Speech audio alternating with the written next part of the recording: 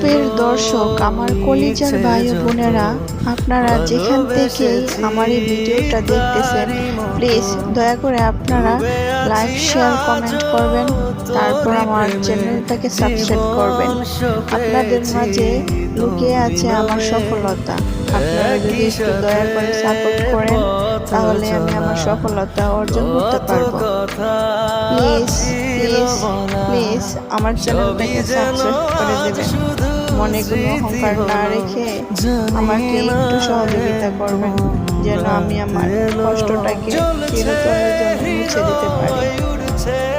সময় তুই কেন থাকিস